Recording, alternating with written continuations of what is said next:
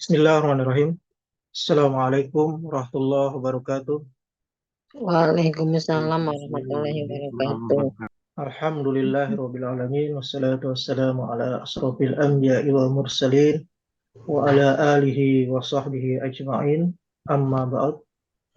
Sahabat MKI yang berbahagia, alhamdulillah pada pagi yang cerah, pagi yang berbahagia ini kita masih bisa berkumpul untuk menuntut ilmu atau mencari ilmu dalam rangka bentuk keimanan kita kepada Allah. Alhamdulillah, segala puji bagi Allah yang telah memberikan kita berbagai macam bentuk nikmat yang apabila kita menghitungnya, ya, kita tidak akan sanggup. Manusia tidak akan sanggup menghitung nikmat yang telah Allah berikan kepada kita. Entah itu nikmat iman, nikmat kesehatan, hingga nikmat-nikmat lain, sehingga alhamdulillah kita masih diberikan kesempatan ya, untuk menghadiri kajian Zoom Ustadz Sahal.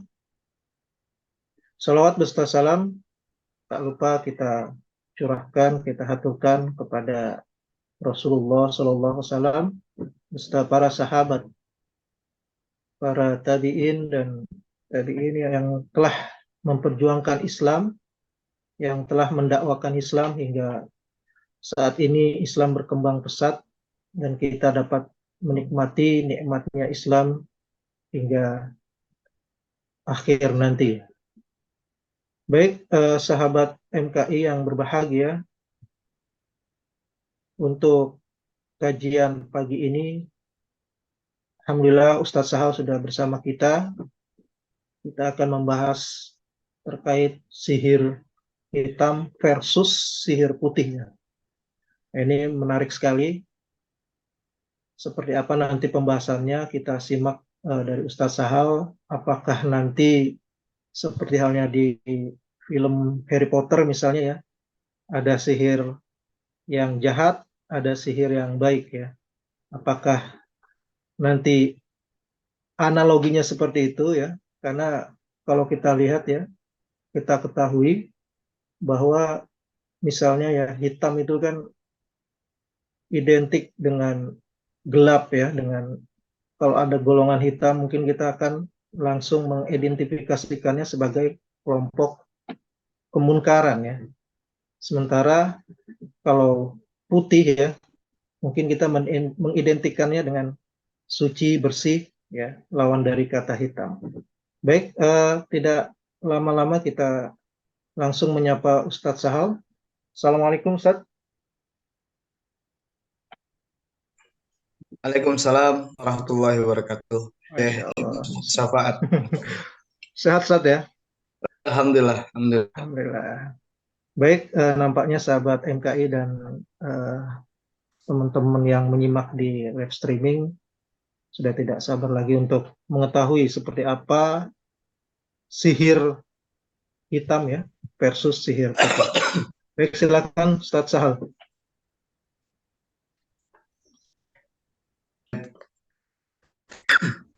Bismillahirrahmanirrahim.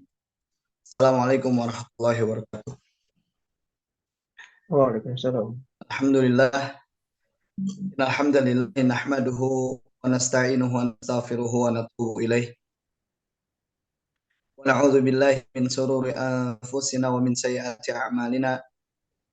May yahdihillahu fala mudhillalah wa may yudlilhu fala hadiyalah. Asyhadu an la ilaha illallah wa anna Muhammadan abduhu wa rasuluhu la nabiyya wa la rasula ba'dah amma ba'd. Subhanaka la ilma lana illa ma 'allamtana innaka antal alimul hakim. Rabbi zidna ilma. Fa inna asdaqal hadits kitabullah wa khairal hadi hadi Muhammadin sallallahu alaihi wasallam wa syarrul umuri muhdatsatuha wa kullu muhdatsatin bid'ah wa kullu bid'atin dhalalah wa kullu dhalalatin finnar. Ihwal ikhwani wal akhwati fillah rahimani wa rahmakumullah. Jamaah Majelis Keluarga Indonesia yang dimuliakan Allah Subhanahu wa taala. para admin, para artis di sini, ya. Tentunya kita sering mengikuti kajian-kajian bersama Ustadz Babi Haikal Hasan Baros, ada Ustadz Dodi Al-Jambari, Tuan Guru Suparman Fajar, terus ada juga Ustadz Khairul Alam, ada kajian khusus juga di malam Ahad, ya, kajian Mutiara Hati bersama Ustadz Dodi, dan tentunya banyak tamu-tamu juga yang diundang. Terakhir ada istri dari Syekh Ali Jaber, terus ada banyak tamu-tamunya. Ini tentunya kita mendapatkan sekali banyak manfaat di Majelis Keluarga Indonesia ini, dan MC kita yang tampan rupawan, Syekh Ibnu Safaat, Masya Allah, Tabarakallah. Dan kembali lagi di kajian yang mulia ini, tentu kita sama-sama bersyukur dulu kepada Allah atas nikmat yang Allah sudah berikan kepada kita semua. Kajian yang tidak pernah bosan-bosannya kita gali, namun kajian yang cukup banyak ditentang oleh kebanyakan orang, karena kalau kita bicara sihir, masih banyak di antara kita yang masih menafikan adanya sihir. Minggu lalu saya ikut daurah bersama Syekh Mu'adz Yusuf Al-Hasimi. Beliau termasuk salah seorang pakar sihir, pakar ain, bahkan ada ilmu yang diajarkan ke saya, nanti kalau mau kita praktekkan. Jadi beliau bisa mendeteksi kita ini kena sihir, ain, hasad, atau gangguan jin itu lewat denyut nadi. Ya, nanti kalau mau kita praktekkan bersama insya Allah. Lewat denyut nadi, kita ini adalah orang yang kena sihir, kita ini adalah orang yang kena ain, atau kita ini adalah orang yang kena gangguan jin. Menarik, kemarin juga saya menyambut beliau, karena beliau baru sampai Jakarta. Saya ajak ke restoran Anjuat miliknya Ustadz Khalid Basalama. Saya izin dulu sama Ustadz Khalid, saya telepon ada Syekh mau datang dan lain-lain. Dan ketika di Resto Ajwat kita duduk bareng, terus kita sampaikan kita tanya sama Syekh, ya Syekh, kenapa kitab yang antum tulis itu tidak antum datangi para ulama-ulama? Artinya minta kata pengantar dari para ulama dan lain-lain. Syekh menjawab, ternyata beliau sudah banyak mendatangi para masyayikh, para ulama di Timur Tengah, mulai dari di Makkah, di Madinah, dan di Mesir juga beliau datangi. Subhanallah, banyak umumnya para ulama, mereka mengomentari kitabnya itu bagus. Kitabnya ini menarik ketika digali lebih dalam.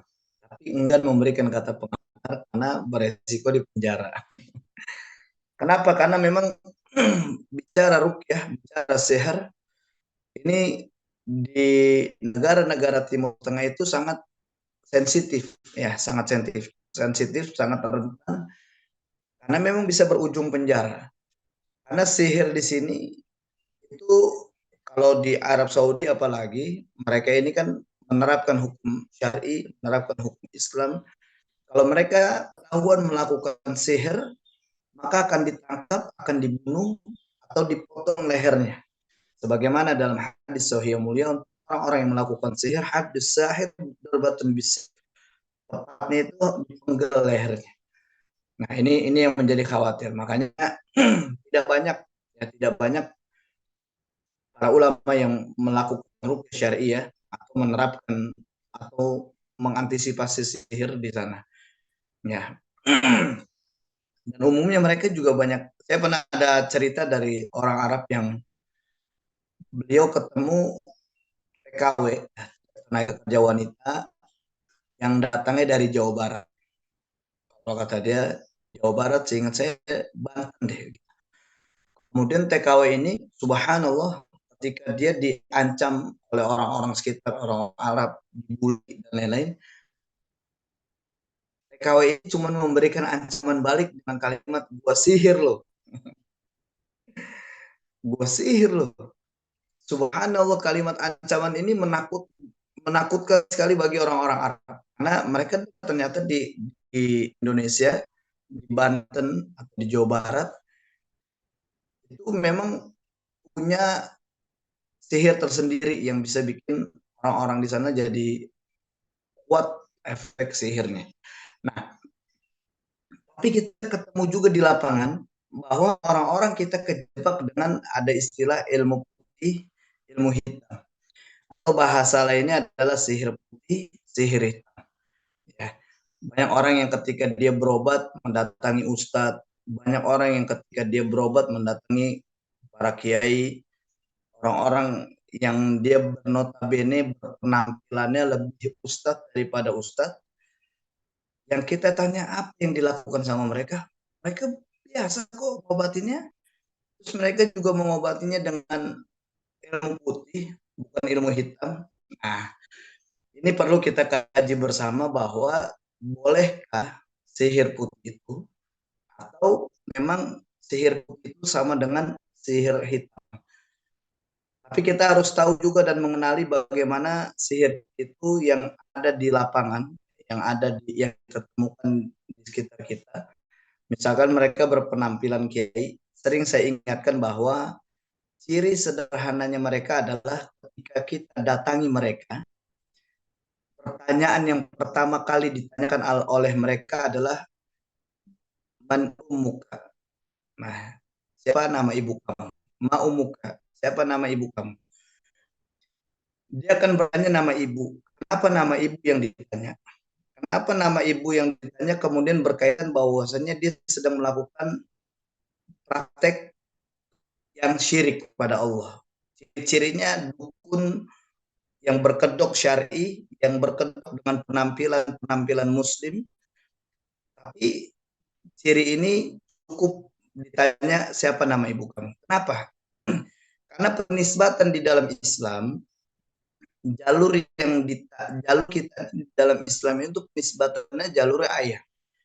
Ada Umar bin Khattab, Utsman ibn Affan, Ali ibn Abi Thalib, contohnya ya Khattab, Affan, Abi Thalib. Walaupun mereka penisbatan jalurnya ayah, walaupun ayah ini mereka semua masih dalam keadaan kafir, tapi tetap di dalam Islam penisbatan ini jalurnya ayah, bukan ibu. Maka perlu kita saksikan bersama, ketika ada jalur ibu yang ditanyakan, maka kita temukan akan ada pelanggaran-pelanggaran syar'i yang sedang dilaksanakan.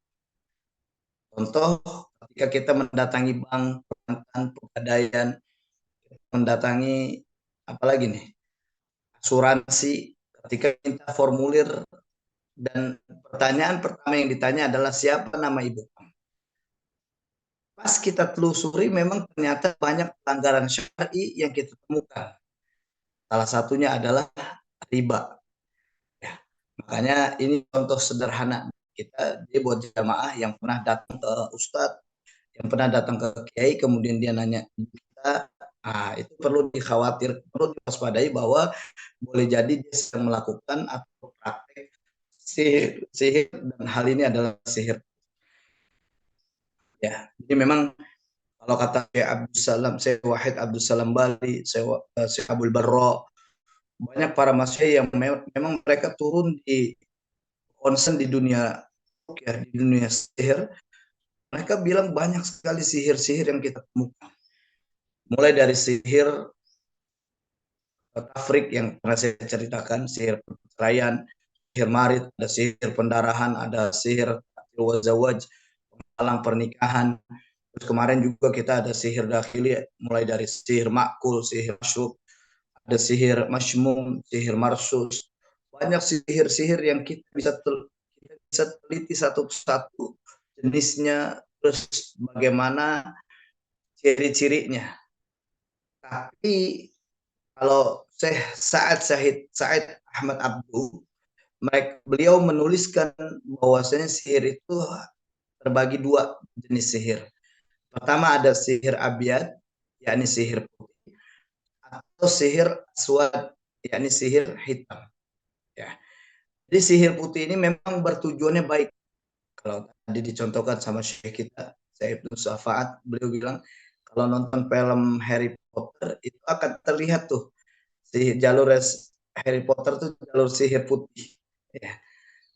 Nah musuhnya itu sihir hitam.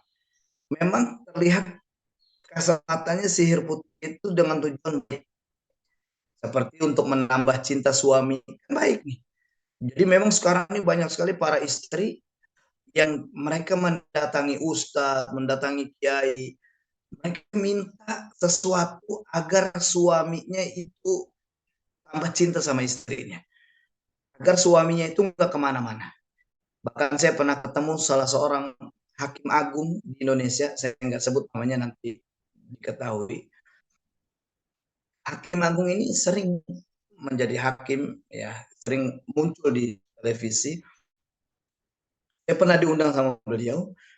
Beliau ini mengeluhkan bahwa, mohon maaf, kalau di laki-laki dia tidak bisa melakukan hubungan, dibikin nggak berfungsi alat vital yang dimilikinya. Ternyata pada saat saya rukyah beliau, beliau langsung gak sadarkan diri dan menyebut nama siapa kamu. Saya disuruh sama istrinya, padahal istrinya ada di sampingnya. Istrinya cukup panik ketika diketahui identitasnya, bahwasannya istrinya yang melakukan ini. Singkat cerita, dalam proses rukyah itu akhirnya kita dudukkan bareng. Saya tanya kepada istrinya, apa betul Bu, ibu yang melakukan ini? Kenapa ibu bisa tega melakukan sihir ini? Dia bilang, ya Ustadz, saya yang melakukannya. Saya yang mendatangi dukun. Saya yang minta sama dukun agar suami saya tidak berfungsi. Kenapa Bu? Ustadz kan tahu, suami saya ini kan pejabat.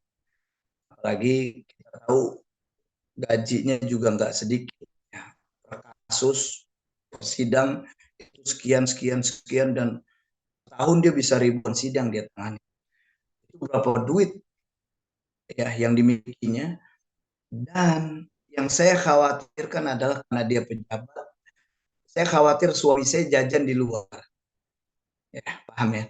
Suami saya jajan di luar. Akhirnya saya datang ke dukun, saya minta sama dukun agar yang dimiliki sama suami saya itu nggak berfungsi. Subhanallah. Tadi yang saya datang bukannya dukun sebenarnya Ustaz, tapi kiai, ya, yang dimana dia juga baca Quran. Nah, kalau dalam hal ini adalah sihir tabiat yang didatangi dengan tujuan baik, menambah cinta seorang istri kepada suami, menambah cinta suami kepada istri, atau sebaliknya, atau mengobati penyakit, ya. Kita lihat banyak orang-orang yang dia datang berobat, diobatin penyakitnya. Memang kasat mata terlihat baik. Terus melariskan dagangan nih, yang pernah bertanya, melariskan dagangan yang tadinya sepi usahanya, kemudian datang minta dilariskan dagangan. Kasat mata memang baik. Kasat mata ini terlihat tidak apa-apa. Oh, ini juga untuk kebaikan bersama kok. Nah, ternyata kalau kita bicara sihir, ini ujungnya nanti di surah Al-Baqarah ayat 102. Ya. Terus kalau kata Syekh Sa'ad Said Ahmad Abdu, ini kita baca ya, ini yang kita sedang kaji adalah kitab Maradus Sihir. Ini masuk dalam bagian sihir Al-Atfi. Al-Atfi ini adalah sihir yang menarik simpati. Menarik simpati. Syukur kita yang saat ini menggunakan simpati. Kayak gitu ya. Nah, ternyata di dalam surah Al-Baqarah ayat 102, Allah Subhanahu wa taala berfirman, "Wattaba'u ma tatlu syayatinu 'ala mulki Sulaiman wa ma kafara Sulaiman walakinna syayatina kafaru yu'allimuna an-nasa sihr." Dari sini kita ketahui bahwa wattaba'u ma tatlu syayatinu 'ala mulki Sulaiman wa ma kafara Sulaiman. Di ayat ini Nabi Sulaiman alaihi salam pernah dianggap kafir oleh para syaitan, ya, oleh orang-orang di sekitar. Wa maka Sulaiman, sungguh Sulaiman ini sudah kafir. Tapi dibantah oleh Nabi Sulaiman alaihissalam sambil mengatakan walakinna syayatina kafaru, akan tetapi para syaitanlah yang kafir. Kenapa syaitan ini dibilang kafir? Yu'allimuna nasa sihr, karena mereka mengajarkan sihir, karena mereka belajar sihir, karena mereka menggunakan sihir. Kalimat ini mencakup bagaimana sihir yang berlaku di kita, sihir abjad kah, sihir aswad kah, sihir putih kah, sihir hitam kah, Berarti siapa yang melakukan ini maka bisa membuat pelakunya menjadi kafir. Walakinna syayatina kafaru yu'allimuna nasa sihr. Pelakunya bisa menjadi seorang yang kafir. Kalau bahasa lainnya bisa murtad dari agama Islam. Hati-hati. Ini jangan sembarang kita lihat perkara yang ringan. Ini perkara yang kalau kita bahas tentang nawakidul iman, kitab Nawakidul Iman yang membatalkan keimanan, di dalam kitab itu adalah pelaku sihir. Naudzubillah summa naudzubillahi min dzalik, bisa membuat kita ini murtad dari agama Islam. Jadi perkara sihir ini bukan perkara yang mudah, perkara ringan, tapi perkara sihir, perkara akidah. Bahkan bisa membuat kita ini murtad dari agama Allah. Naudzubillah summa naudzubillahi min dzalik. Nah, bahkan perkara sihir ini perkara akidah, di mana ketika kita juga termasuk orang yang tidak percaya dengan sihir, maka ini akan bermasalah dengan akidah kita. Kenapa? Karena perkara sihir ini adalah perkara yang dibahas di dalam Al-Quran, perkara yang dibahas di dalam hadis-hadis sahih yang mulia, maka perkara ini adalah perkara yang harus kita imani bersama, bahwasanya sihir ini ada dan terus berlangsung sampai yaumul kiamah. Ya. Nah, nanti kita tahu bahwasanya sihir ini akan masuk ke dalam tubuh kita, yakni bahasa jin. Kemarin ketika daurah bersama Syekh, saya nanya, siapa orang yang kena sihir kemudian tidak masuk jin di dalam tubuhnya? Man huwa? Bilang, saya nanya, siapa dia yang kena sihir tapi nggak masuk ke dalam tubuhnya adalah bangsa jin? Jawabannya adalah sihir yang terjadi pada diri Nabi Muhammad SAW. Rasulullah memang kena sihir, bahkan Rasulullah sakit berbulan-bulan, rambutnya rontok, bahkan Rasulullah SAW punya sakit yang begitu parah. Ya layaknya orang sihir, seperti linglung mau melakukan sesuatu tapi nggak jadi, seperti orang yang bengong. Dan di saat Rasulullah sakit sihir, rambut yang rontok, di saat itu Allah tidak turunkan surah Al-Falaq dan surah An-Nas, belum diturunkan, kecuali dengan ruqyah syariahnya malaikat Allah diturunkan oleh Allah Subhanahu wa taala meruqyah Rasulullah. Usai diruqyah baru di situ Rasulullah diturunkanlah surah Al-Falaq dan surah An-Nas. Menarik, informasi yang saya dapatkan dari Syekh adalah, perhatikan bagaimana syariat itu mengikat, bagaimana syariat itu sudah mengajarkan kepada kita. Pertama, ketika Rasulullah kena sihir, ternyata Rasulullah tidak bisa mengobati dirinya sendiri. Jadi kalau kita kena sihir, kemudian kita rutinkan dengan ruqyah mandiri, ruqyah sendiri terus-menerus, itu tidak berefek untuk mengobati kita diri sendiri. Yang kedua, ketika kita kena sihir, mau berapa banyak ibadah yang kita lakukan, itu tidak berefek kepada sihir yang mengikat kita. Artinya tidak bisa menyembuhkan. Kalau kata Syekh kemarin, bahwasanya pada saat Rasulullah kena sihir, Rasulullah banyak membaca Al-Quranul Karim. Ini sekelas Rasulullah. Pada saat Rasulullah kena sihir, qiyamul lailnya luar biasa. Tidak ada henti-hentinya. Pada saat Rasulullah kena sihir, tidak ada amalan-amalan soleh yang dilakukan banyak. Tapi tidak menyembuhkan beliau dari sihirnya. Kecuali sihir ini bisa diatasi dengan ketika Allah turunkan dua malaikat. Ya, dalam hadis disebutkan dua orang lelaki memang berwujud malaikat yang berwujud manusia, yakni meruqyah Rasulullah Shallallahu Alaihi Wasallam. Artinya syariat ruqyah ini cukup dahsyat. Ketika kita ketahui bahwa saya banyak ketemu orang ketika dia kena sihir, dia bilang, oh enggak, saya cukup banyak makan ajwa, saya cukup banyak melakukan infak terbaik, saya cukup banyak melakukan umroh bolak-balik. Saya ada jamaah yang saya bilang pernah cerita, 1 tahun bisa 3-4 kali bolak-balik umroh, bawa orang, satu keluarga tuh bisa dibawa 10 orang.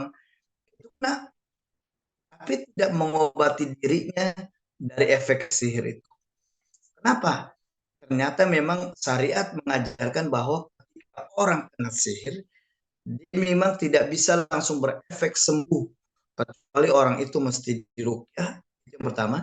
Yang kedua, berkali-kali diruqyah kata Syekh. Berkali-kali orang itu diruqyah, kalau tidak ketemu buhulnya, maka memang belum sembuh. Makanya ketika proses ruqyah berlangsung, kemudian Aisyah radhiyallahu anha bermimpi bahwasanya ada di sumur Darwan, di mana sumur di situ juga Rasulullah biasa minum air dari sumur tersebut. Ditemukanlah ada rambutnya Rasulullah SAW yang sudah diikat dengan kain dengan 11 ikatan, kemudian daun pelepah kurma atau kurma yang sudah mematang hampir membusuk ditemukan di sumur itu, diangkat. Usai diangkat buhul sihir itu, maka di situ langsung Rasulullah SAW disembuhkan oleh Allah Subhanahu Wa Taala.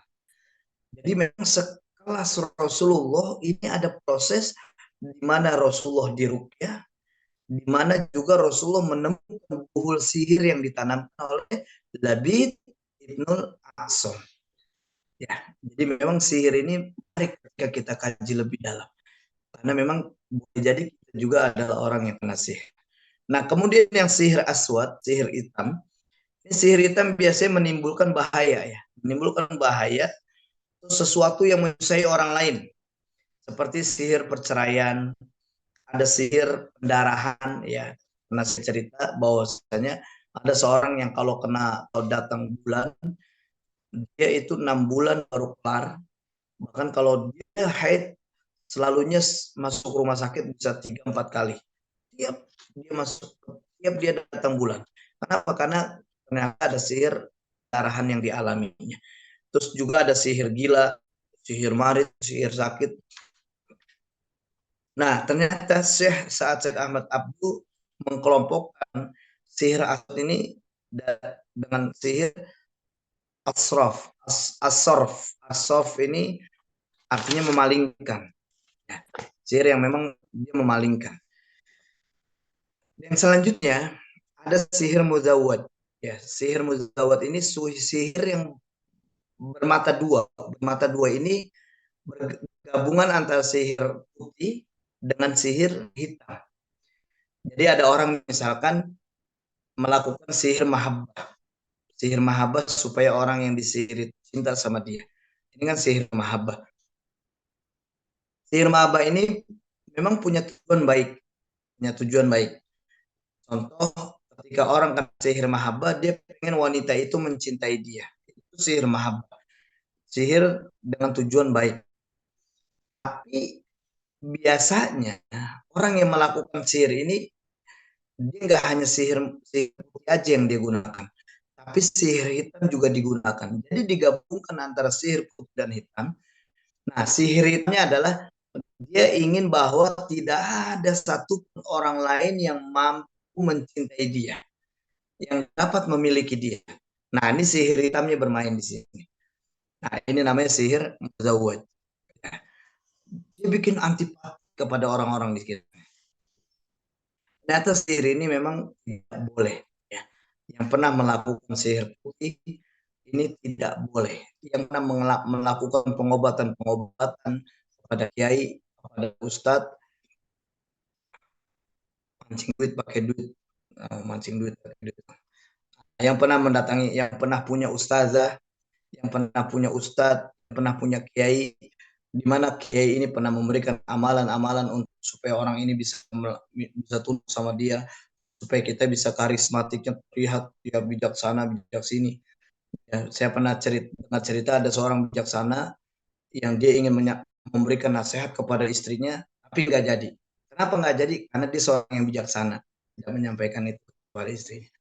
Ya. Jadi banyak hal yang sudah kita lakukan, maka mulai saat ini hentikan cara atau hentikan perbuatan yang kita pernah lakukan, karena ini akan membuat kita murtad dari agama Islam. Nah, sekarang saya mau ajarkan bagaimana sihir itu juga terbentuk dengan cara penulisan sihir. Ini menarik nih. Jadi jamaah kalau pernah melihat buhul, sebentar, saya ambil contoh buhul dulu. Media sihir ya, saya ambil sebentar.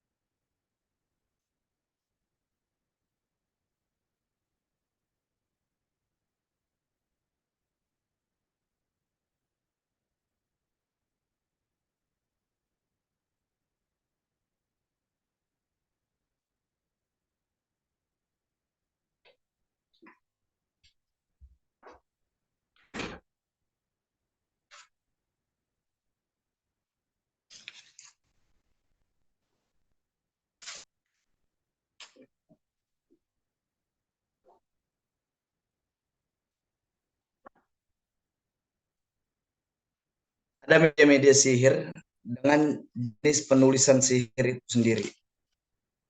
Nah, ini kalau pernah dapat tulisan-tulisan begini, kelihatan ya, tulisan Arab,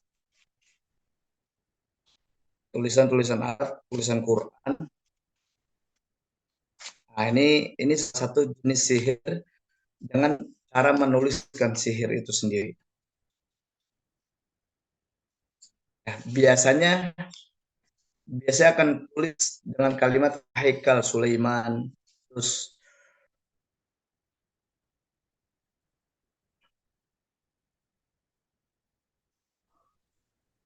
nih, ini jenisnya, kelihatan ya, yang pernah punya ini, yang pernah dapat ini dari seorang ustadz, suruh tempelin di rumahnya, tembok-tembok rumahnya, maka kita akan pelajari bahwasanya ada cara penulisan ilmu sihir itu sendiri. Pertama ada namanya sihir mufrad. Sihir mufrad ini, mufrad itu tunggal ya. Kalau kita belajar bahasa Arab sering kita dengar ada mufrad itu tunggal. Ini juga menjadi sebuah alasan kata Ibnu Jauzi kenapa di dalam Quran kita temukan ada kalimat al-zulumat itu jamak ya. Al-zulumat itu banyak.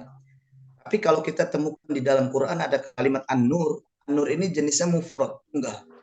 Kenapa? Nah, Ibnu Jauzi mengatakan bahwa karena ternyata memang di dunia ini banyak jalan menuju kegelapan, banyak jalan menuju kemungkaran, banyak jalan menuju kejahatan, banyak jalan menuju penyimpangan jauhnya dari Allah Subhanahu wa taala, tapi hanya ada satu jalan menuju cahayanya Allah Subhanahu wa taala. Ya bersyukurlah kita yang saat ini menjadi seorang yang ada di dalam satu jalan menuju cahayanya Allah, yakni dengan majelis ilmu salah satu. Nah, sihir mufrad ini adalah sihir yang menggunakan tuliskan satu huruf saja, angka saja atau simbol saja. Jadi kalau jamaah menemukan satu kertas, ya dapat kertas dari salah seorang ustadz, kemudian di kertas itu misalkan hurufnya jim ya, atau kof saja, hati-hati. Karena biasanya ketika dia menuliskan satu huruf saja, satu simbol saja, misalkan simbolnya simbol bintang 6, ya biasa kita lihat simbol tengkorak. Biasanya nih orang nulisnya nggak sekarang. Kenapa? Karena mereka meyakini bahwasanya di satu huruf itu ada khodamnya. Saya pernah bertemu dengan orang ini menempelkan satu stiker hanya bertuliskan huruf jim. Tapi di sampingnya ada beberapa penghiasan. Saya gini, Bang, kita pakai stiker ini tujuan apa? Dia bilang, ini dari guru saya, dari salah seorang Habib, dia bilang. Ya, maksudnya apa? Tujuan apa? Ini buat penjaga, Bang. Ini buat penjaga. Kalau kata Habib, kalau ente tulis taruh stiker ini, maka nggak akan hilang nomor ente.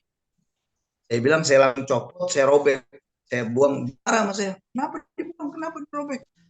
Ini dari hadiah dari Habib. Kok ente bisa begitu? Karena dia bilang, hati-hati Bang. Ini bagian dari sihir. Ente udah syirik pada Allah ketika ente meyakini di stiker ini ada penjagaan baik selain Allah Subhanahu wa taala. Nah, ini banyak orang kita kejebak ya. Ada urusan off ya. Off. Saya tanya kenapa ente? Karena ya tujuannya biar nggak jadi bahaya, nggak ada kecelakaan dengan meletakkan tulisan ini. Ternyata ini masuk dalam ciri sihir mufrad. Sihir mufrad adalah jenis tulisan di mana hanya huruf saja, hanya simbol saja dan atau angka saja. Ya, biasanya misalkan nama saya Sahal. Sahal, sin. Sin berarti alif, ba, sa, jim, ha, ko, dal. Nanti sin ini ada di huruf berapa? Misalkan huruf yang ke-20 berarti angka 20. 20. Nah, itu untuk huruf sin. A, angka huruf ke berapa? lam angka huruf berapa. Nanti dihitung. Nah, kalau dia hanya huruf saja, kalau dia hanya angka saja, kalau dia punya tujuan lain, hati-hati. Ini bagian dari cara menuliskan jenis sihir. Masuk dalam kategori sihir mufrad. Ini menurut saya Sa'ad Ahmad Abdul. Yang kedua ada sihir muzawwad. Ya, sihir muzawwad ini sihir ganda, sihir gabungan. Sihir muzawwad ini biasanya kita punya kertas ya yang dari seorang ustadz, tapi dia hanya dua jenis. Entah huruf dan angka, biasanya gitu ya. Ada huruf, misalkan huruf jim, tapi di samping kanan kirinya itu ada angka, angka-angka Romawi biasanya. Ya, 1 dengan 5, misalnya dengan 15. 1 dengan X, berarti 1X, berarti 19. Nah, ini menunjukkan bahwa dia sedang menggunakan sihir muzawwad, sihir ganda, gabungan sihir mufrad dengan sihir ya, gabungan huruf angka, ada huruf angka doang, ada angka dengan simbol, atau ada simbol dengan huruf. Nah, ini juga bagian dari sihir. Yang selanjutnya adalah sihir murakkab, sihir gabungan, yakni gabungan dari huruf, angka, dan sekaligus dengan simbol. Oke, kalau jamaah punya buku ya, siapkan tulisan. Saya akan menjelaskan sedikit tentang ilmu sihir itu terbagi 5. Ilmu sihir. Jadi bisa terjadi huruf sihir seperti tadi. Ini pertama ada 5 bagian. Pertama ilmu harfi ya. Pertama ilmu harfi, atau yang kelompok yang pertama itu mohon maaf ilmu tanjim. Tanjim ini ilmu perbintangan. Jadi memang sebelum dia melakukan tulisan sihir ini, mereka akan merujuk kepada perbintangan. Nah, ilmu perbintangan ini terbagi 2. Pertama ada perbintangan astrologi, ya, astrologi. Astrologi ini itu yang tidak dibolehkan di dalam Islam. Astrologi ini kalau di dalam bahasa Arab ilmu taksir. Astrologi. Nah, ini seperti orang-orang kita nih yang dia percaya ada perbintangan, dia percaya ada apa kalau istilah di orang-orang kita nih ada Zodiak, hitung-hitungan zodiak, zodiak, bukan. zodiak, terus ada juga di kalau di biasa di hitung-hitungan Jawa ada hari Primbon, ini Ustaz, primbon. primbon, kitab-kitab primbon, terus ada kitab-kitab yang ini ternyata bagian dari sihir, ya, ilmu tanjim bintangan. Maka teman-teman semua, jamaah yang dimulakan Allah Subhanahu wa taala, kalau kita pernah lihat zodiak, hati-hati nih.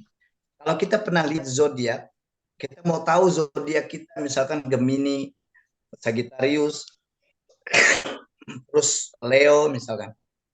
Terus kita lihat dan kita baca Leo hari ini dompetnya kering, besok banyak. Nah, itu nggak boleh. Kata para ulama, bahkan saya Utsaimin mengatakan bahwasanya ketika kita lihat zodiak saja, kemudian kita membacanya dengan perlahan, tanpa disadari kita sedang mendatangi dukun. Di mana mendatangi dukun itu hukumnya itu seperti 40 hari 40 malam dia tidak akan diterima oleh Allah Subhanahu wa taala. Nah, ini saya baru berhasil buka di dalam lembaran ini yang akan kita bahas, yakni tentang bagaimana ilmu sihir dari segi penulisan. Kelihatan nggak ya? Ada huruf ya, ada hurufnya, ada huruf, ada simbol, ada angka. Nah, ini angka, tengahnya angka, ini huruf, di belakangnya ada simbol. Biasanya ada simbol-simbol bintang 6, ada simbol tengkorak. Terus pernah nggak jamaah punya pajangan-pajangan di rumah, tembok-tembok, terus di situ ada tulisan Asmaul Husna. Saya sering ketemu, bahkan saya minta itu dibakar. Padahal Asmaul Husnanya besar. Kenapa dibakar? Akhirnya saya jelaskan bagaimana cara penulisan sihir. Kalau dia murni Asmaul Husna itu nggak apa-apa. Tapi lihat di bawahnya. Nanti di bawahnya ada rentetan-rentetan huruf, simbol, dan angka. Nah, ini masuk bagian dari ilmu sihir. Dan ketika ilmu sihir itu diletakkan di rumah kita, ya benda-benda sihir itu diletakkan di rumah kita, maka ini akan menjadi lintasan sihir. Lintasan sihir ini adalah ketika orang kena sihir, biasanya benda sihir itu akan melewati lintasan sihir tersebut, baru ke kita, yakni target sihirnya. Maka lintasan sihir itu harus dimusnahkan. Ya, ini rajin banget nih orang buat seperti ini. Ya, banyak ya. Ternyata isinya semuanya itu. Nah, ini tujuannya untuk penjagaan perlindungan biasanya. Nah, ini bagian dari ilmu sihir, yakni at-ta'thir. Pertama, at-tanjim. At-tanjim ini dibagi dua, astrologi, dan yang kedua, astronomi. Astronomi ini at-taisir. At-taisir ini yang dibolehkan di dalam Islam. Astronomi ini seperti kita mau lihat bagaimana waktu puasa, ya, pertama kali waktu puasa hari bulan apa di tanggal berapa. Tentu saat Ramadan biasanya penentuannya itu lewat perbintangan. Nah, perbintangan di sini masuk dalam at-taisir yang dibolehkan, ya, astronomi. Yang kedua, ilmu harfi. Ilmu harfi ini tadi yang saya sebutkan masuk dalam bagian ilmu harfi, yakni sihir mufrad, sihir muzawwad, sihir murakkab, sihir gabungan. Pertama huruf aja, ilmu harfi ini dia meyakini bahwasanya di setiap huruf hijaiyah itu ada khodamnya. Di setiap simbol yang dia tuliskan itu ada khodamnya. Di setiap angka yang dia hitungkan, dia tulis itu juga ada khodamnya. Kemudian ada ilmu bastu wa taksir. Bastu wa taksir ini bagaimana cara menggabungkan ilmu harfi. Jadi ketika dia punya satu huruf, sahal 20, H misalkan 6, 26, lam misalkan 10, 20, 10. Tuliskan itu. Cara menggabungkan ilmu harfi, yakni tulisan huruf hijaiyah menjadi satu bagian masuk dalam kategori ilmu bastu atau taksir. Cara penulisan ilmu harfi. Kemudian ketika dia sudah digabungkan, maka dia masuk bagian dari ilmu aufak. Ya, aufak itu jamak dari wafak. Ketika kita sudah dapatkan wafak, maka yang kelima azaim. Azaim ini adalah jamak dari jimat, azimah. Ya, jamak dari jimat, yakni azaim. Nah, ketika dia sudah menjadi azaim, lengkap sudah ilmu sihir yang dia miliki. Nah, berarti ini udah masuk bagian dari ilmu sihir. Terus kalau jamaah pernah punya tulisan di rumahnya, misalkan ayat kursi, tapi dalam bentuk orang yang sedang, pernah lihat ya, duduk di antara dua sujud. Saya pernah bertanya sama ulama, ada beberapa syekh saya tanya, itu nggak boleh. Itu bagian dari ilmu sihir kalau dia tahu. Maka turunkan, kalau bisa bakar. Ya. Makanya ketika saya ditanya, Ustadz bagaimana kalau saya punya pajangan kaligrafi, tapi tulisannya ayat kursi aja, boleh nggak? Saya tanya balik, tujuannya apa meletakkan kaligrafi itu? Kalau misalkan karena keindahan, senang dengan sebuah keindahan, pemandangan yang nanti bagus bertuliskan ayat-ayat Quran, maka itu nggak mengapa. Jais, ya juz, boleh dalam agama. Tapi ketika ayat kursi itu diletakkan tujuannya untuk penjagaan supaya nggak ada setan masuk, saya katakan maka turunkan fungsinya bukan lagi ayat kursi, tapi fungsinya sudah menjadi azimah atau jimat. Maka ini masuk bagian dari ilmu sihir. Ini yang nggak boleh di dalam Islam. Maka ini akan mengundang syaitan masuk ke dalam rumah kita. Jadi paling tidak materi yang kita bisa sampaikan ya di kesempatan yang mulia ini hanya ini. Nanti boleh ditanya ya. Bahkan sebelum saya tutup dengan pertanyaan-pertanyaan. Ya, baik. Ada jika ilmu azaim atau jimat ini sudah lengkap, kita perlu tahu bahwasanya sebenarnya bukan hanya huruf hijaiyah yang digunakan, tapi sebenarnya mereka menggunakan huruf al-jaljalutiyah, al-bahrutiyah, at-tahtil, at-tahyid ya. Jadi memang itu ada ilmunya lagi tuh. Ini kalau kita kaji lebih dalam pagi ini, saya yakin nggak akan selesai dalam waktu singkat seperti ini. Insya Allah kita akan bahas di kesempatan berikutnya. Dan sekarang saya akan memberikan kesempatan buat jamaah yang ingin bertanya tentang apa yang kita sudah sampaikan dalam kesempatan yang ini. Barakallahu fiikum hayakumullah. Ya, baik, sahabat MKI, kita masuk sesi tanya jawab atau bisa juga berbagi pengalaman ya terkait sihir ya, sihir putih dan sihir hitam ini. Silakan, ada yang langsung mau bertanya atau di chat sudah ada nih beberapa pertanyaan. Boleh. Silakan. Hah? Belum, Pi? Baik, saya bacakan dulu ya dari Dr. Vicky nih. Ustadz, ini ada kebiasaan pedagang kalau misalnya ada yang beli, misalnya mengkepret-kepretkan uang gitu. Penglaris gitu. Nah, ini apa ininya, Ustadz? Apa jadi perkara syirik atau gimana, Ustadz? Walaupun mungkin semacam latah saja ya, mungkin tidak ada niat, hanya sebagai penyemangat, misalnya hari ini misalnya belum laku dan misalnya baru jam 12 siang baru ada yang beli. Nah, ini disebut penglaris sambil berbicara seperti itu. Nah, ini gimana, Ustaz? Saya lebih sering ketika saya bertemu dengan pedagang itu, saya memberikan edukasi kepada mereka.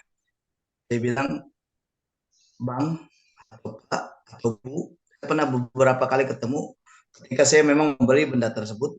Kemudian alhamdulillah dia bilang penglaris. Saya bilang, Pak, mohon maaf kalau saya nggak sopan, saya izinkan saya menyampaikan satu hal.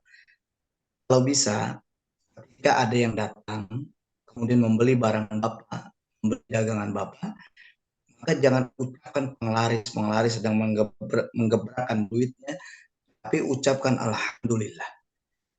Karena yang mendatangkan pembeli itu hanya Allah. Seindah kata-kata yang kita ucapkan, sebagus mungkin tulisan yang kita buat, atau kata-kata yang bisa mendatangkan orang, itu bukan mereka dari kata-kata kita itu. Mereka datang bukan karena itu. Mereka datang karena Allah SWT yang mendatangkan ke tempat kita. Maka kalimat yang harus diucapkan itu adalah kalimat Alhamdulillah, Allah sudah datangkan pembeli ke tempat saya. Ya, jadi banyak orang yang belum tahu itu. Mereka meyakini bahwasanya ketika ada yang datang terus digebrak supaya jadi laris, itu nggak boleh sebenarnya. Itu anggap mereka ada uzur bil jahil, ada sebuah uzur yang dia tidak tahu ilmunya, maka kita sampaikan bahwa ini tidak baik, ini tidak benar. Yang harus diucapkan itu bukan kalimat penglaris, tapi yang harus diucapkan adalah kalimat Alhamdulillah, Allah sudah datangkan pembeli saat ini. Gitu. Baik, ini ada Bu Yanti ya. Apakah jika kita kena sesuatu ya, tapi dengan cara zikir, apakah ini disebut sihir, Ustaz? Maksudnya menangkal kali ya, menangkal dengan cara zikir ya. Apakah ini termasuk sihir ya? Enggak. Kalau kita menangkal sihir dengan zikir, itu salah satu upaya kita untuk kita minta perlindungan terbaik dari Allah Subhanahu wa taala. Ya, bukan sihir. Tapi kalau misalkan zikir yang sengaja diberikan kepada kita, kemudian zikir ini tidak ada contoh-contohnya dari Rasulullah SAW, misalkan 11.000 kali, atau misalkan ada 1.000 kali, 1.000 kali. Para ulama atau para Rasulullah SAW tidak memberikan contoh ini dalam hadis sahih yang mulia, dan kita membacanya dari salah seorang ustadzah, kiai, baca ini rutinin, saya amalin, saya ijazahin buat kamu. Dan kita baca itu, maka itu bisa mengundang khodam atau jin yang nanti akan masuk ke dalam tubuh kita. Ya, kenapa? Karena bacaan yang kita baca ini tidak berdasarkan contoh dari Rasulullah SAW. Makanya kata Rasulullah dalam hadis sahih yang mulia, man amila amalan laisa alaihi amruna fahuwa raddun. Jadi barang siapa yang melakukan amal ibadah yang Rasulullah tidak pernah mencontohkan ibadah tersebut, fahuwa raddun, maka itu akan ditolak oleh Allah. Ketika ini ditolak, maka yang akan datang ke tempat kita bukannya ketenangan hati, tapi adalah jin yang dia akan menjadi khodam untuk kita. Naudzubillah tsumma naudzubillahi min dzalik. Hati-hati. Baik, ini ada pertanyaan lagi Ustaz dari Bu Yanti langsung nih ya. Sudah mengangkat tangan. Suruh Silakan ngomong Bu. aja langsung Bu Bu Yantinya. Yanti, silakan Bu. Bismillahirrahmanirrahim. Assalamualaikum warahmatullahi wabarakatuh. Wassalamualaikum. Izin Tat tanya, Ya,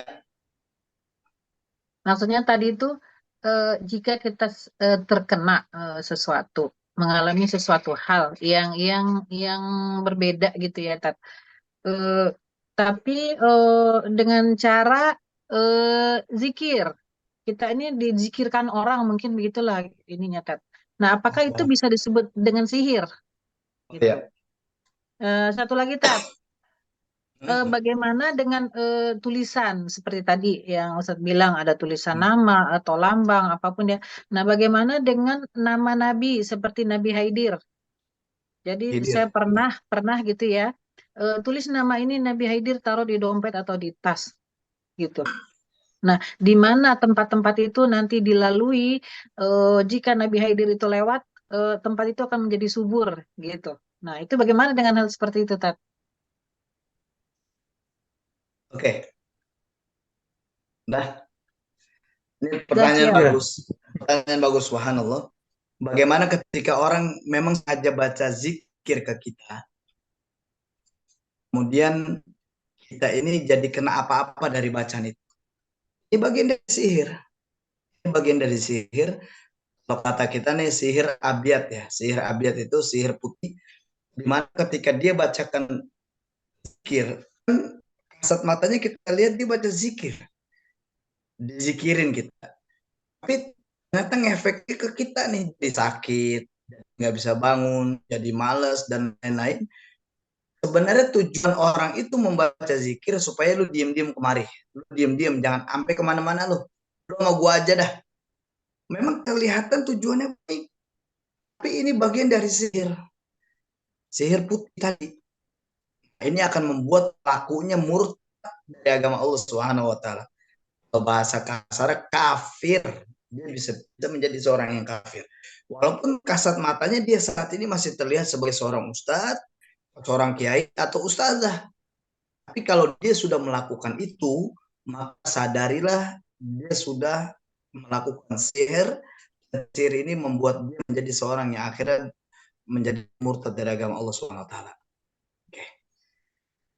Nah, subhanallah. Pertanyaan yang kedua, bagaimana ketika ditulis Nabi Khidir? Ketika Nabi Khidir ini ditaruh dompet, kemudian lewat di satu tempat nanti akan subur. Saya ingin sampaikan bahwa para ulama ya yang kita tahu bahwasanya mengatakan Nabi Khidir itu sudah meninggal dunia. Jadi nggak boleh kita meyakini bahwasanya Nabi Khidir ini akan hadir. Nggak boleh. Bahkan sekelas Rasulullah Shallallahu Alaihi Wasallam pun ketika diyakini hadir di tengah-tengah kita itu juga kita nggak boleh. Karena Rasulullah Shallallahu Alaihi Wasallam sudah meninggal dunia. Karena Nabi Khidir sudah meninggal dunia. Apalagi dituliskan namanya ditaruh di dompet. Sama aja dengan jimat. Nah, ini membuat kita jadi diri Allah Subhanahu wa taala.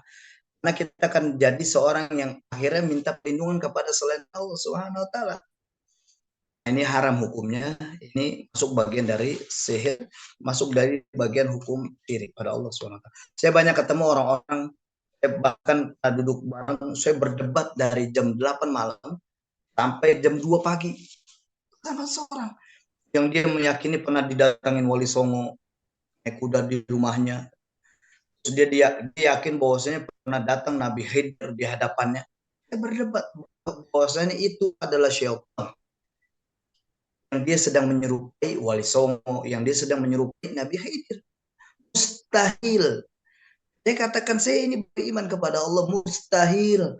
Orang-orang yang sudah meninggal dunia dia hadir di tengah kita, mustahil. Inna lillahi wa inna ilaihi rajiun. Kita ini milik Allah dan kepada Allah kita akan kembali. Ketika kita sudah dalam posisi yang meninggal dunia, ini nanti kalau misalkan baca hadis orang yang meninggal dunia, kalau dia orang beriman, nanti malaikat akan menyiapkan menyiapkan kain kafan yang wangi, terus ruhnya akan di kain kafan ini ditutup dengan kain kafan tersebut, dibawa ruhnya atas langit. Nanti penduduk langit akan bertanya, siapa ini? Jenazah siapa ini? Fulan bin Fulan yang baru saja meninggal dunia. Nanti ketika sudah sampai di langit, dikembalikan lagi ruhnya ke barzah, di mana nanti akan ada dua malaikat yang bertanya. Jadi kalau sudah ada di dalam genggaman Allah, mustahil ini akan kembali atau lepas dari genggaman tersebut. Karena genggaman Allah ini kuat. Mustahil, nggak mungkin ini akan lepas. Ya, itu ya. Jadi kalau misalkan saya sering ketemu orang yang dia meyakini Nabi Muhammad datang di tengah kita, pernah datang ke Madinah nggak? Pernah datang ke ziarah kubur ke makam Nabi langsung nggak? Kalau pernah datang, lihat bagaimana orang-orang yang berusaha mendekati makam Nabi itu dianggap haram, hadzal la yajuz. Ini nggak boleh. Kenapa? Karena kita datang ke Nabi bukan minta sama Nabi. Kita hanya mengucapkan assalamualaikum ya Nabi Allah, assalamualaikum ya Rasulullah. Hanya itu. Bukan berdoa kepada Nabi. Ya Nabi, saya minta ini dong, saya supaya nggak boleh dalam Islam. Makanya saya biasa askar itu akan nangkap orang, nggak boleh, ini haram, ini haram. Haram la yajuz, nggak boleh dalam Islam. Ya, itu yang harus kita pahami bersama. Bahwa nggak ada satupun orang yang ketika dia yakin Rasulullah datang di tengahnya. Bahkan saya pernah nonton di salah satu televisi swasta, seorang ustadz mengatakan Rasulullah ada di sampingnya. Subhanallah. Ini bisa membuat seorang itu bisa murtad dari agama Allah gara-gara dia yakin itu. Kenapa? Karena Rasulullah meninggal dunia, mustahil. Nggak mungkin Rasulullah ada hadir di tengah-tengah kita dalam kondisi sadar, lihat bersama kita Rasulullah. Nggak boleh. Karena sekelas Rasulullah SAW ini udah meninggal dunia. Ini sebagai nasihat buat saya pribadi dan buat kita semua. Enggak, pada saat Rasulullah meninggal dunia, itu sahabat yang paling marah Umar bin Khattab radhiyallahu anhu. Sambil mengangkat pedangnya mengatakan, siapa yang bilang Muhammad meninggal dunia, saya akan penggal lehernya. Tidak ada satupun sahabat yang mampu mengangkat kepalanya karena sedih. Tahu Rasulullah meninggal dunia. Kemudian datang Abu Bakar As-Siddiq dari ladang, melihat Umar yang dalam kondisi marah, ditepuk pundak Umar, ya Umar ala rizki. Umar tenang, tenang. Ketika Umar tenang, Abu Bakar As-Siddiq masuk ke dalam Rasulullah, melihat benar kondisi Rasulullah sudah meninggal dunia, dicium keningnya Rasulullah oleh Abu Bakar As-Siddiq radhiyallahu anhu. Ketika dicium, Abu Bakar mengatakan, ya Rasulullah, engkau sudah dapatkan apa yang engkau inginkan, yakni bertemu Allah Subhanahu wa ta'ala. Dan Allah tetapkan kamu di surga. Keluar Abu Bakar As-Siddiq sambil mengatakan, man kana ya'budu Muhammadan. Barang siapa yang menyembah Muhammad, fa inna Muhammadan qad mat. Maka sesungguhnya Muhammad ini sudah meninggal dunia. Wa man kana ya'budullah. Dan barang siapa yang menyembah Allah, fa innallaha hayyun la yamut. Maka sesungguhnya Allah ini hidup dan Allah tidak akan pernah mati. Abu Bakar As-Siddiq meyakinkan para sahabat bahwasanya yang kita sembah ini Allah, bukannya Muhammad. Muhammad sudah meninggal dunia. Ya. Ini sebagai nasihat tauhid untuk kita semua, supaya kita nggak lagi dibodoh-bodohi oleh orang-orang bahwasanya ada malaikat, ada apa nabi hadir. Bahkan saya pernah ketemu orang yang mengaku Nabi Ibrahim, dia titisan Nabi Ibrahim. Dia bilang, Pak, jauh-jauh deh Pak, takut hilang, ntar saya penggal lehernya gimana?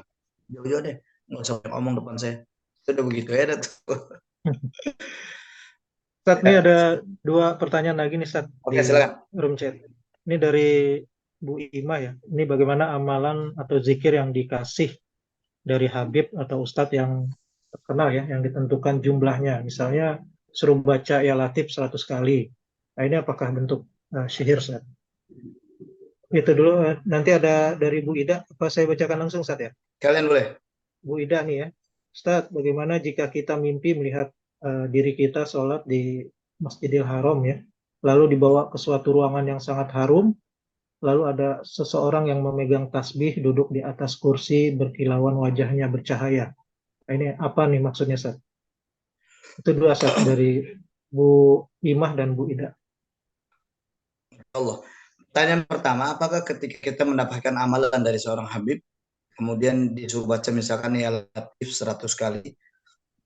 Kalau saya, kalau saya ditanya, bagaimana Ustaz dapatnya? Saya tetap harus melihat dalil yang ada dari Rasulullah SAW. Kita nggak lihat Habibnya, kita nggak lihat kiainya, kita nggak lihat Ustadz, tapi kita lihat dalil. Apakah ada dalil yang mencontohkan ini? Kata Allah Subhanahu wa taala di dalam firman-Nya, "Hatu burhanakum in kuntum shodiqin." Tunjukkan kepadaku tentang yang kalian lakukan benar enggak? Ada dalilnya enggak?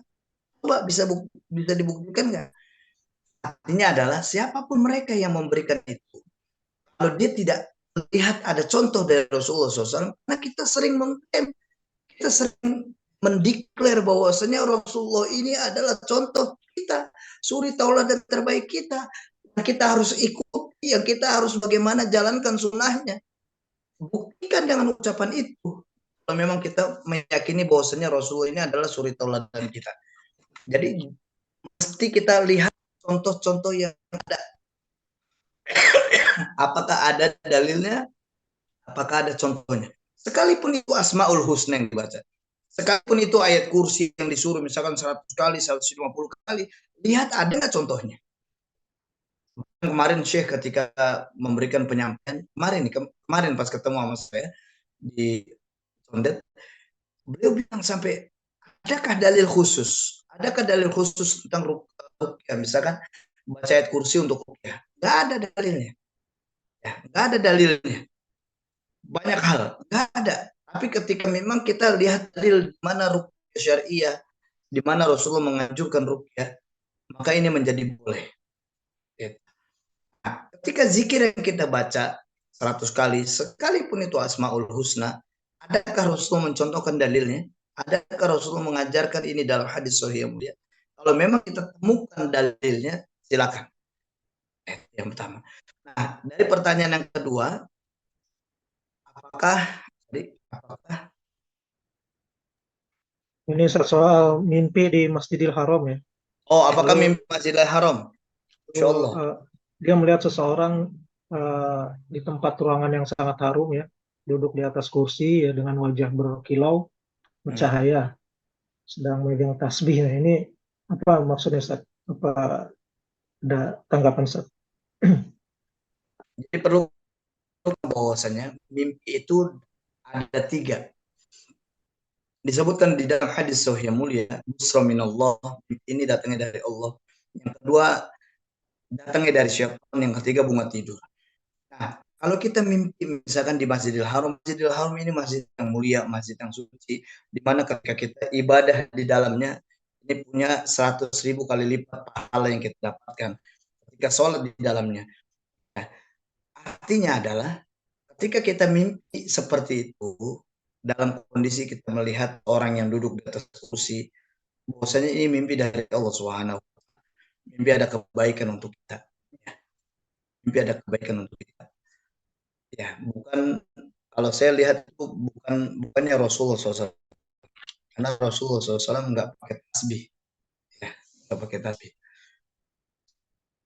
Tapi kita berhusnuzon kepada Allah bahwasanya Allah sedang memberikan mimpi yang baik untuk kita sebagai nasihat, bahwasanya boleh jadi Allah ingin mudahkan rezekinya Bu Ida. Allah ingin mudahkan rezekinya Bu Ida supaya bisa di umroh insya Allah bersama Bu Ninik. Amin Allahumma amin. Ustaz boleh tanya? Boleh Bu, tanya. Silakan. Ya gimana? Ustaz, kalau kita sedang umroh, itu kan orang berdesak-desakan untuk mencium Hajar Aswad. Dan saya kenapa selalu tidak berniat mau berdesak-desakan itu? Apakah itu salah? Karena saya pikir kan berdesak-desakan ada laki-laki, ada perempuan, bahkan kadang-kadang pakaian kita tertarik-tarik gitu. Saya ngeri. Itu bagaimana Ustaz? Apakah perbuatan begitu juga termasuk syirik kalau kita terlalu jauh desak-desakan untuk Hajar Aswad Oke. dengan Pertanyaan bagus. Terima kasih. Saya umroh, kemudian saya nggak ingin berdesak-desakan mencium. Memang sebenarnya nggak ada bagian dari rukun umroh kita mencium Hajar Aswad. Tapi kita sadari bersama bahwasanya Hajar Aswad ini punya keutamaan tersendiri. Bahkan saya juga bolak-balik umroh, belum pernah tuh saya sampai sekarang mencium Hajar Aswad, belum pernah.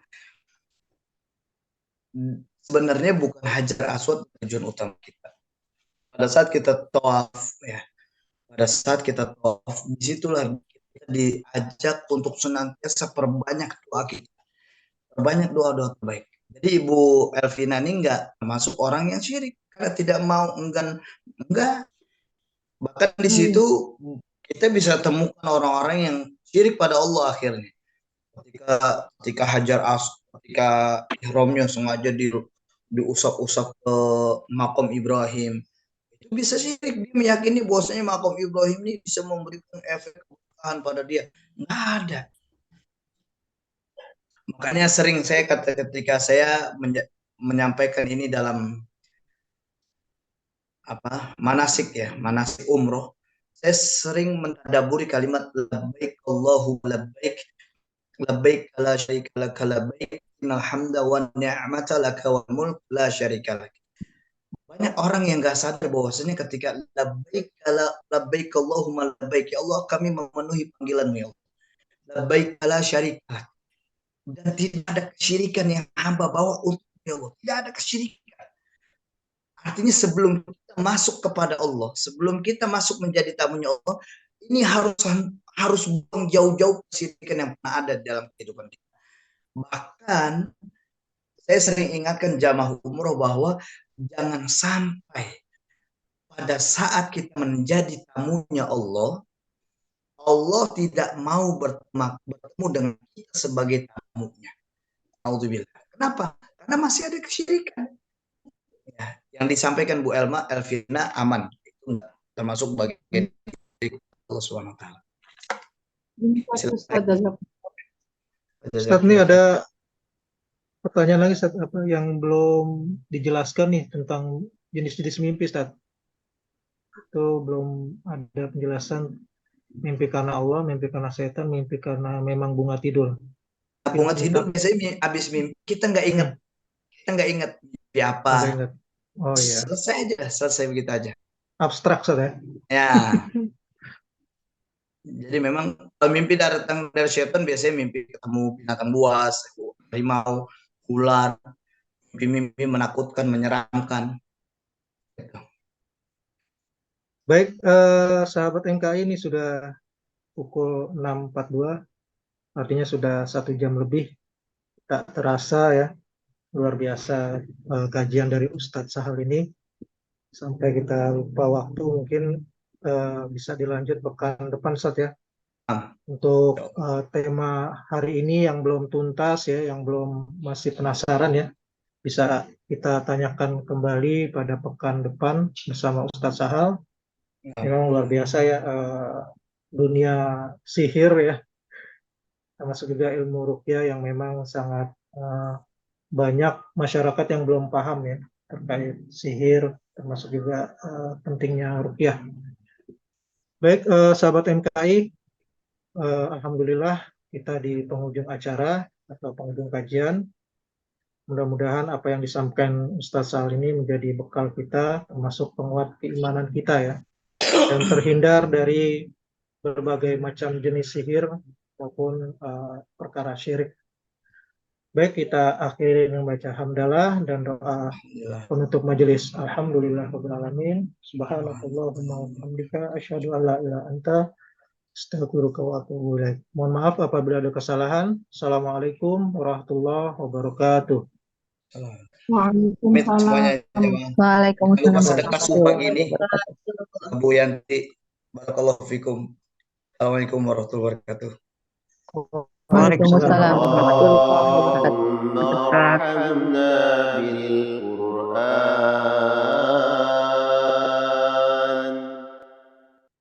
واجعله لنا إماما ونورا وهدى ورحمة. الله